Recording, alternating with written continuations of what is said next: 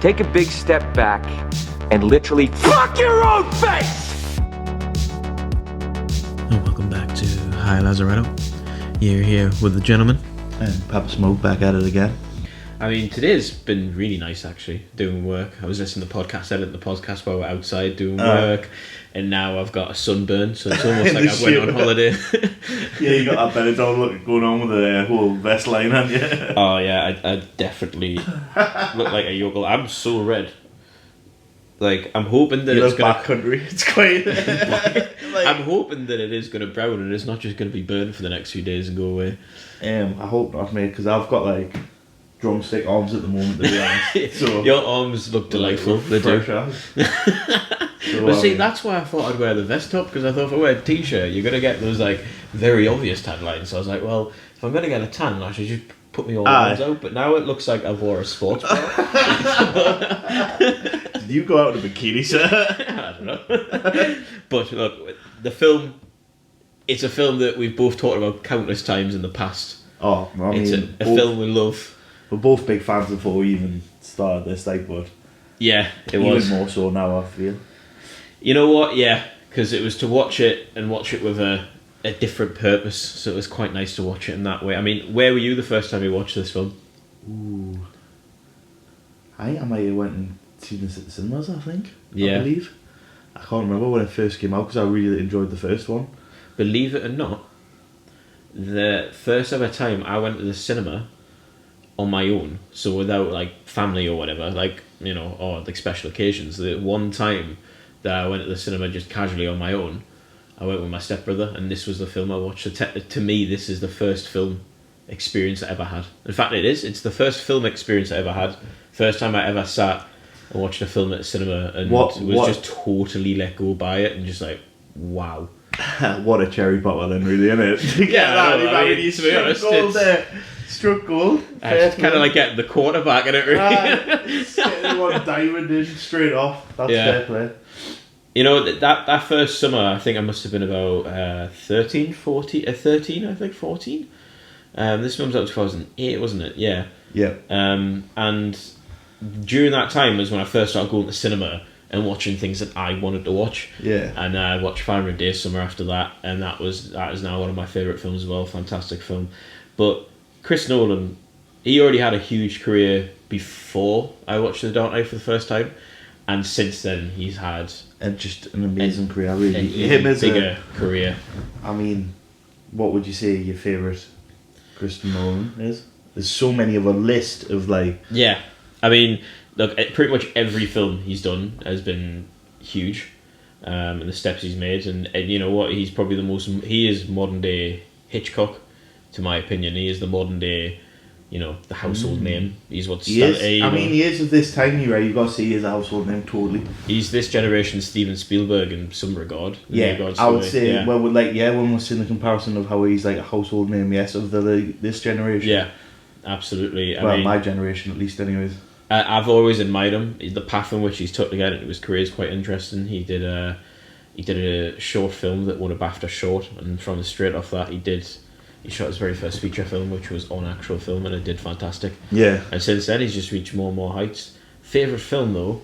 See, I've been procrastinating because I'm trying to figure my favourite film the entire time. It's so hard. There's so many, man. You've got a list of, like, you've got Memento, even with one of his very earlier works. What a film. Yeah. You've got Inception.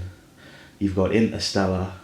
Mm-hmm. You've got The Prestige. God, that's mine. The Prestige is my favourite. I love The Prestige. I do actually think that The Prestige is his best film. It's his best film, many would argue. Yeah. It's, you know, he's still got quite an early career in the grand scheme of things. He's not been out as long as other big director names, and in fact, every film he's not made, he's more or less knocked out the park. So he's definitely deserved to be there. You can definitely see a difference in the first half of his career to the second half. Mm-hmm. So I think it is once The Dark Knight kicked up so much for him, he then became not just big cinema, but like epic cinema. Everybody watching this film epic cinema. And it's all about the experience of cinema, which I'm all about. I am looking forward to his new film, Tenet, that's coming out, because that's like a spy espionage, and it's very much rooted in the things he would direct when he was younger. So detective stories like Memento and like Insomnia. But for me, top 3 films. I mean, Prestige is definitely, I think, Prestige best. for me, that is my Yeah. top. Then, I mean, you've got. Interstellar, I think, is my personal favourite. I was going but to it's say more that's of the, probably my third. Yeah, Interstellar for me was such a personal thing because when that came out, I remember that was immediately what I wanted to see because then I'd seen Inception after Dark Knight and I, just already knew he was a legend. Yes. But when I went to watch The Dark Knight Rises, I remember going to cinema and I was studying at uni at the time, so I lived quite far away, and seeing my son was always back and forth. And I remember watching the film, and it's the whole scene where Matthew McConaughey is looking back at all the footage. Yeah. Yeah, and I remember just thinking, this is how I feel about being this far away from my son in such a small conceivable way, but because of that, I pretty much wept through the entire film afterwards. I don't think I necessarily watched the first to be time. honest, that is such an emotional film. Like, it gets Yeah. you right in the feels in quite a lot of scenes. That whole end bit where he's talking to his daughter through, like, Yeah, sees her, like, when he comes off that planet, and it's like messages about getting older, and he just misses her life, and yeah, it's horrible. It is absolutely. But I mean, yeah, this film. I mean, I want to horrible. You start. can't argue to say that. You wouldn't blame, like, this has got to be, and like I'm saying, tossed up in my head, I'll say Prestige is me first. Then I would say Interstellar third, but then I would say this is my second favourite Yeah, absolutely. Christopher Nolan film. I absolutely love this film. I'm going to start this conversation about, we're gonna start this conversation about, watching this film. So anyone that doesn't know, we watched the 100. We've got a list of the top 100 most influential films of all time, Yeah. according to Total Film. So we're now looking through that, and therefore we've landed on The Dark Knight for this episode, and we've been looking through it. Now we are going to talk about loads of things like which Joker we think is the best, but I want to start the first question off with quite a big one straight off, and that's: I'm ready for it. What is it? Is Christian Bale the best Batman? Yes, for me, I think for me personally, yeah, definitely. I'll prefer him in any other Batman role that is out there. Like that, him in that role is amazing. He does work with it really well. He does a very good Bruce Wayne as well as Batman. Yeah, he balances that like playboy lifestyle with the rough, tough like superhero, obviously. Well, he has that kind of performance about him that suits both worlds. I mean, there's only really, I don't know, it's weird for Batman seem to have been a hard role, but there's only a few that's really got it right. There's quite a few people that have Do you know what? I would have failed actually, in Batman, and you're very dependent on the person, I think. It's very massive on the person itself, the actor. I feel like the Batman that we have just had, if he had more time to do his own thing, I think he would have done fantastically. Who's this? Ben Affleck. Ben Affleck, yeah. I think he could have been. He had such promise. It was really nice to see. He had such an interesting promise, but the films it's been a part of have been so terrible that he's not had a good run. Definitely. Which is what I would go to say if I like saying before about Christopher Nolan, the fact he's Man of Steel and he's Batman vs Superman. There he's got his worst films, I feel. Yeah, I mean, he does produce them at that point in time. I don't know what. It's like strange. The interesting thing is, and the reason why it's in one of the many reasons is in the influential book, is because it kind of somehow managed to ruin DCU's career. Yeah. In the sense that because of The Dark Knight, it was such a big film, and no one had seen really any superhero film in such a gritty, realistic but dark, serious way. And taken away from the cheesy, icons of the 80s films, for example. Every other film after that just wanted to kind of get into that vibe. And therefore, at the same time, the MCU were happening, which of course now is such a big, great thing. Yeah. But now, because at this point in time, when they want to do these films, Chris Nolan's still on the contract. So he not only does he's just done The Dark Knight and it's catapulted all this stuff, but he's also going to do Dark Knight Rises. And the companies really want him to link it in with the idea of a DCU, but he won't. It's his standalone story, and rightly so. But because of that, it meant that the DCU were now like 4 years behind the MCU, and therefore they've tried to rush it. Yeah, well, like you say, it's such a hard trilogy to live up to as well. I mean, Yeah. I struggle to think that they're my favourite superhero movies, I would have to say. So I don't see any Avengers is better than any of the... It's weird though, because I never count Batman as a superhero movie for some reason. It feels like something's totally different. Yeah, it does, that's what I mean. It's on a different plane altogether. It's such a... It's also like a very intense, like you say, like a serious, kind of gritty drama of such. It is, absolutely. And I mean, that's one of the many reasons why, it was the most influential film at the time. But yeah, I think that if Ben Affleck had had more chance, he might have actually been a better Batman maybe. But unfortunately, we never got to find out. So, what do you think of Robert Pattinson going to be the Batman? I'm interested to see what you do. I think I've got high hopes for him. He's on a bit of a resurgence at the moment in his acting career. To be honest, he's always been a fantastic actor. He just, of course, had the Twilight contract hanging over his head for quite some time. So he's one of the few actors that have kind of been assigned to such a mega saga role and still managed to make a career afterwards. When you look at the likes of like Daniel Radcliffe for Harry Potter and Elijah Wood from Lord of the Rings, he did quite well. He has done. Even in that, I quite liked we'll watch that Netflix film. Was it The King or something like that? Oh yes, and he was in that as the King of France. And he was fantastic in that. He was good. He played a good role. He wasn't even it wasn't too much, but the role he played it well. Yeah. So he's been doing like little pieces here and there, and he's just been chopping it up. I feel, and so he could be really That's good. True, yeah. Could catapult him into being like mainstream again. What I mean? I think I've got high hopes for him. Going back to what we were saying before, Christian Bale definitely is the right Batman. But now, what I want to talk about is, and this is going to be quite the easy part, is the good aspects of the film. What about the film do you like? It just got everything you need in like a superhero film, I feel.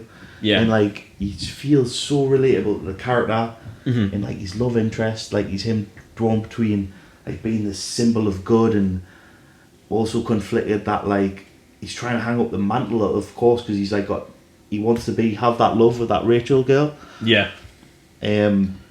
Maggie Gyllenhaal's character. So it's just like I love it. It's got that drama aspect and it's got everything from your big explosions to your big cinema. Yeah. Everything looking in just like this like epic scale of a city that's on the brink of turmoil.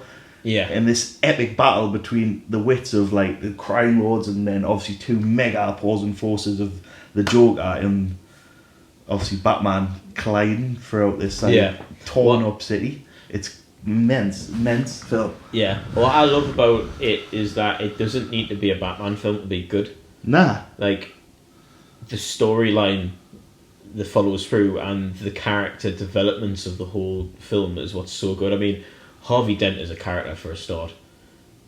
The Joker obviously steals the show. Yeah. But as far as actual character works, I actually am a huge fan of Harvey Dent. His whole arc, he's got such an arc on him, and he has a negative arc, it's starting from good to bad as opposed to starting from bad to good, which many films will do, and it's kind of about what he stands for. Bear in mind, his foreshadowing is fantastic. It's a fantastic way to foreshadow a big character. It is, yeah. Yeah, 100%. Especially with something like comic book films, because everyone already know all this other information about the film before stepping into it.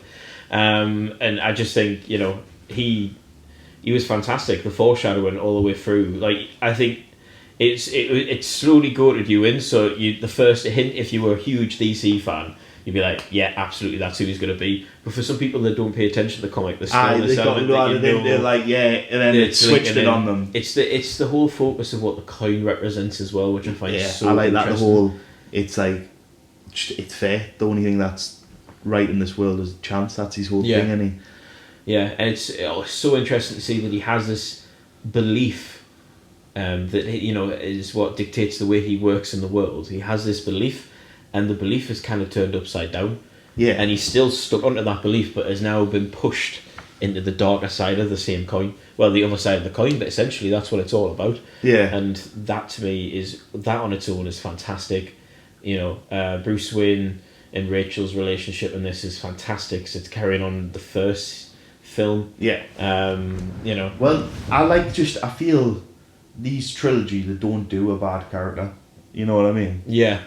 Like, that is true. They all all that do characters are just like every set role is just picked perfect, and the play like just spot on. They play the role spot on to what it's meant to be captured. And I mean, you're talking. These are Morgan Freeman's best films for a shadow of a doubt. I believe these are his best films, and he plays such a small role as well, and that's what you just tell. It's just a subtle role. That's all it needs. It's just a subtle role. All the small roles are fantastically acted all the way through, and that's what's so good about it. It is. The actors are very good in. I mean, film. Michael Caine. Oh, exactly. what Michael a boy, Caine, man. like, He's just like the little. He's like moral, trying to get him. He wants him to retire and get his like life of just a normal guy. It's awesome. His character's so good in this film as well, because of course Alfred, the character Michael Caine plays, has an arc as well through the 3 films. But in particular, in this second film, he's kind of almost setting up the foreshadowing for the 3rd film. Yeah. Because he's trying to tell Bruce Wayne that you can't keep doing this forever, and the 3rd one is about the fact that he now has to stop. He is like basically breaking down his body's. Yeah, and also the whole thing with the letter that obviously leads on to what the next the next film is going to be, and there's so much about that film that I love. I'm trying not to say too much that doesn't involve the Joker at this very moment in time, because I want to talk about the Joker quite extensively. But one thing I do want to say is that the editing in this film was also fantastic, particularly when you look at the cruise ship scene and the Joker's jailbreak scene. The way, because there's 5 different things going on at once you were at that saying point it's in like time. it was like a montage, wasn't it? Like that effect of like those just quick images flashed on of telling multiple stories of passage of like. Yeah, and it's almost like, and this is what Chris Nolan's so good at doing, all these films are like a jigsaw piece. Yeah. So in that montage, he's essentially choosing in what order you're seeing things, and it kind of helps you kind of have the suspension of where you're not quite sure where this is going until it happens. So he's really good at building intensity then through he just editing. pieces The it up intensity for to you. build up the whole thing is fantastic. But here's a really hard question. Is there any criticism about the film? Do you have anything you could think of you'd like done better? I've been really trying to think, and I don't know. I've been trying, because I know that I'm a total fanboy for this film, so this screen in particular, I've been having a look and thinking about a few things, and I do have... Have you got a point I can like, maybe, I don't know, what did you come up with? So I might have not noticed, because I've like... the first one's a flaw that I read quite a lot. It's not necessarily my flaw, but I can... what I believe is a flaw, because I enjoy it for this reason. But many people, their first criticism is the length of the film and the fact how it feels like it's ending. So many people would think the film was coming to a close when the Joker was first imprisoned. Of course it doesn't, that's pretty good. And then you feel like it's closing again, with the ships and after the Joker scene. But of course then there's a bit with Harvey Dent as well. So it gets told that it's quite lengthy. But again, without going into the Joker character too much, it's really, I love the structure of the film. I think the structure of the film is great. You can really tell how well written the script is, because, look at the opening scene, like the way all the dialogue plays out as they're cutting to do this heist, and it's just leaving these breadcrumbs for you to paint a picture of who this Joker character is, for him to then be revealed right at the end. Mate, I couldn't criticise saying that would be a problem for me. Like, no, it's not for me. I know, it's just like, that is class. Like, I like you say, the whole order of it, and I like how, because even like you say, when, obviously, I never thought when he was in prison the first time, that was it. Like, I knew there'd always be some kind of trick, but I can get when they say he gets caught right at the end when he's dangling upside down. Yeah. But even that, it's like, I like how he leads on that bit of dialogue when he's talking about, I took the best of you and I turned him and brought him down to our level, and it's like he's like describing him as the ace up his sleeve, as like the last, his final imposed will on this earth, kind of in Harvey Dent. Yeah. So you always got to see that conundrum, and then I liked how they played out, obviously flipping it on, making like Batman the bad guy in the situation. Yeah. To preserve this image, to not let him have his final say. So you would say the whole third series was all spawned from that act of, like you said, fragile peace. Yeah. Then it's all spawned from that joke as one act and one guy that he created. It's why the film's so good. It's because the Joker won. The lead on, very very good. All films lead on. in that trilogy very, very well, I believe. Yeah. That's my strongest point on it. I mean, I know we're trying to find bad points. Yeah, I don't know. Now talking about the Joker character, there's a lot of things I like about the Joker character, and one of those is that what he is, he's a message, and very much like the more recent Joker film has done now, but this is in a more subtle way. Is this Joker character all the way through?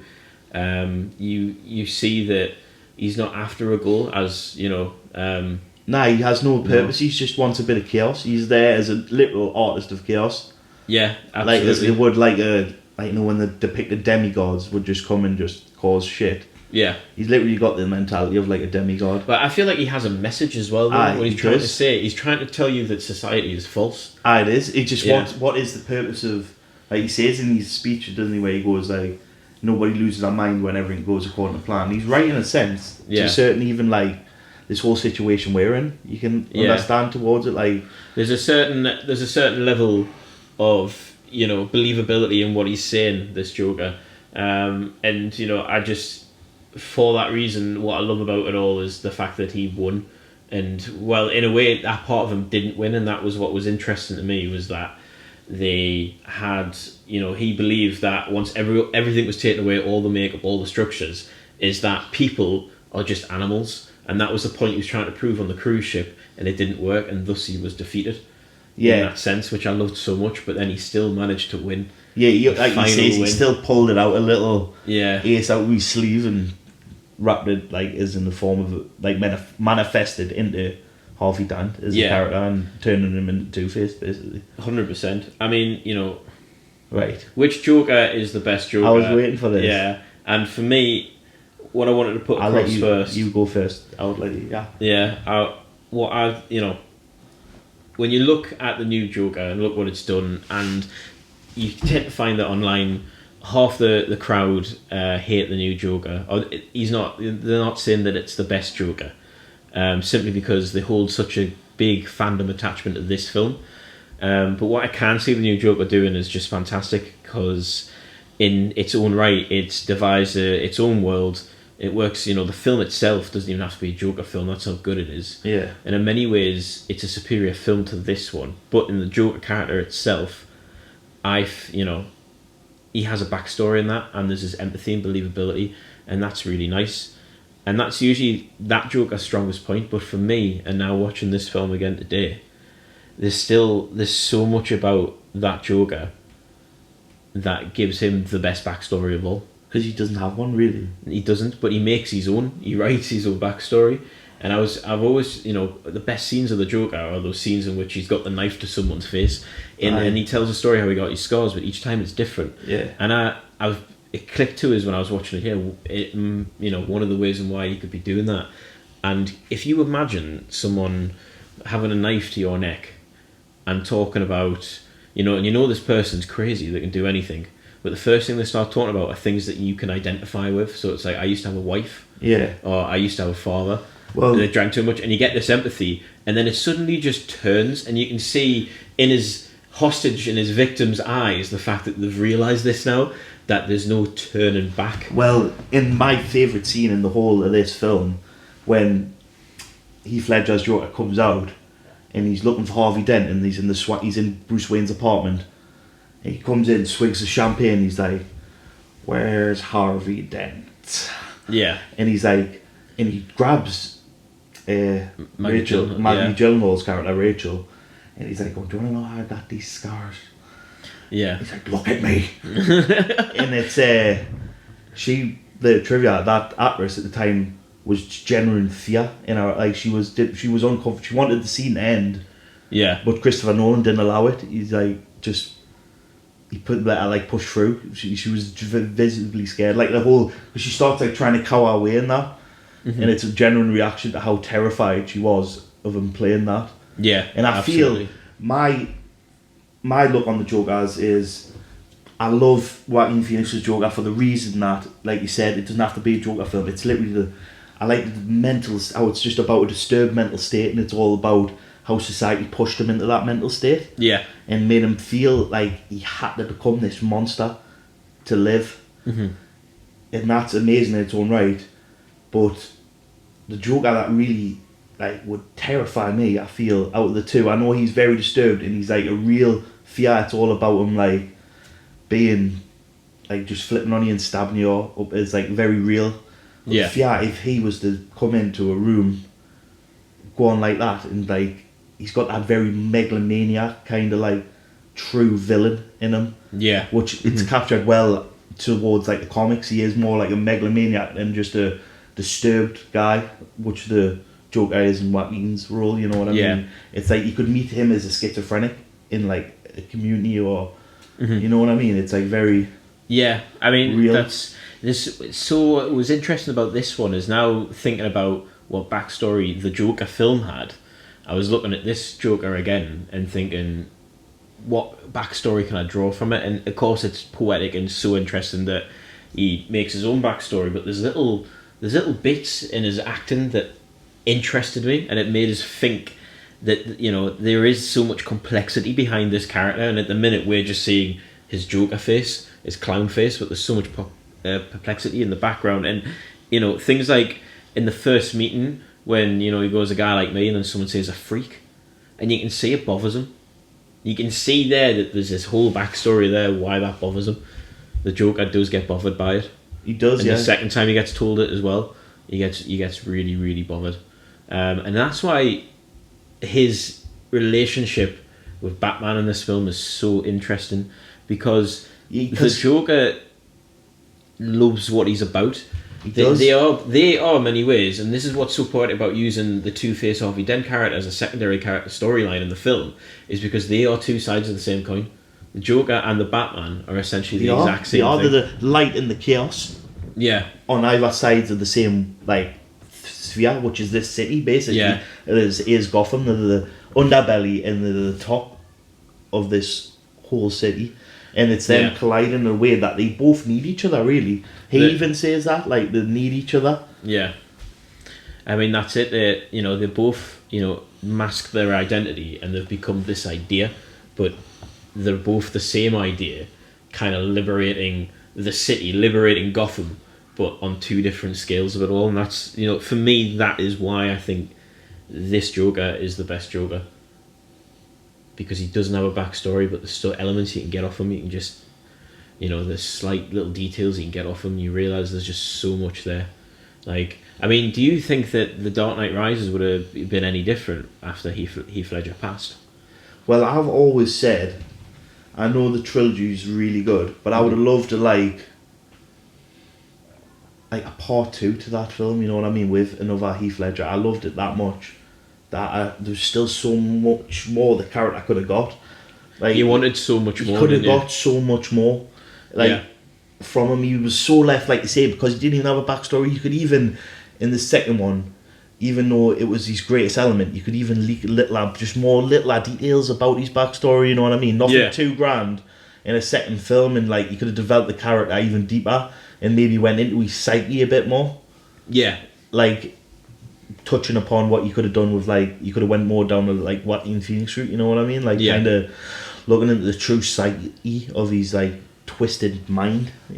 I mean, that's why this film inspired me to want to make films, was because even at a young age I could see with the Joker character that this was a character of someone that, heaven forbid, I never meet in real life, and it was good to see this, in many ways, the psyche of that character in such a subliminal way. And that's why I feel that the Joker works best without the backstory. I mean, one last thing about why this, I prefer this one as well, though, was the ending of the whole film. And we were talking about there as I was watching it. The camera as it turns up, and the way that's shot, and it's the fact that both now on the same level. It's really there you realise the two sides of the same coin.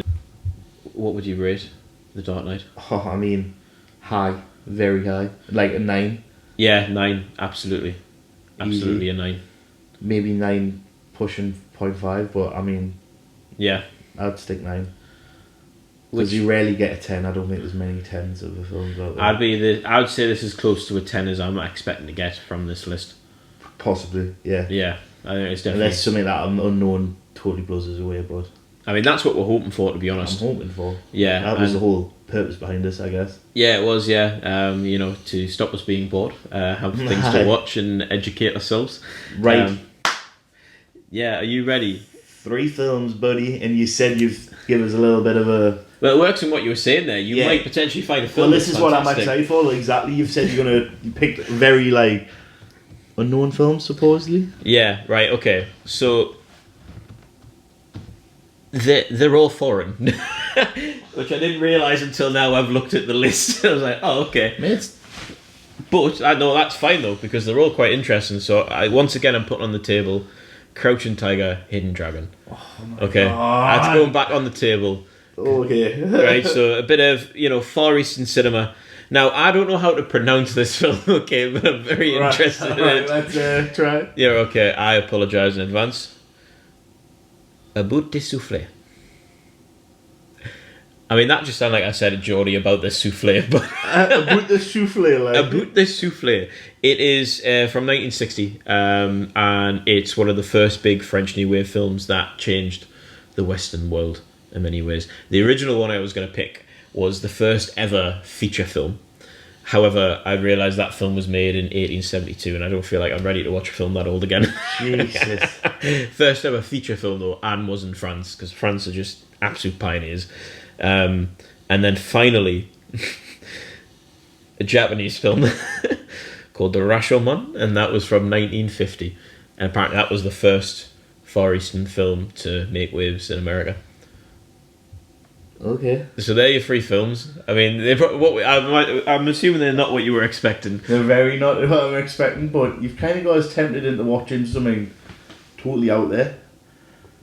Like, I've got what I would like to watch. Like, I think Crouching Tiger's Hidden Dragon would be good, but then again, I've seen it in like... I mean, I haven't seen it. Apparently that's like one of the first,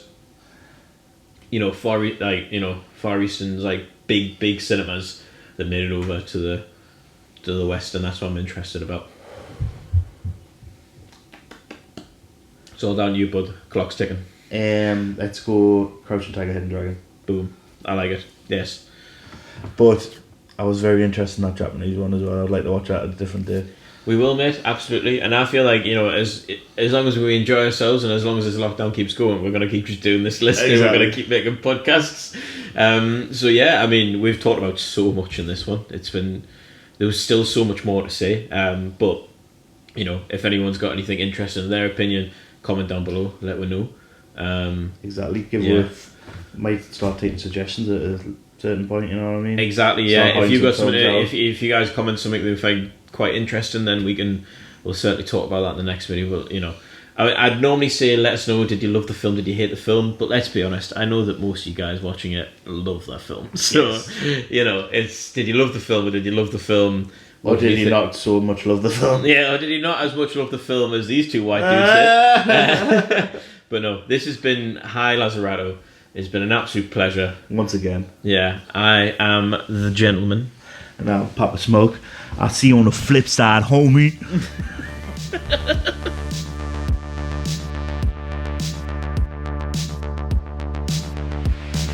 the fuck are you? The guy who does his job. You must be the other guy. Perhaps you'd like me to come in there and wash your dick for you. You little shit. How about new, you crazy Dutch bastard?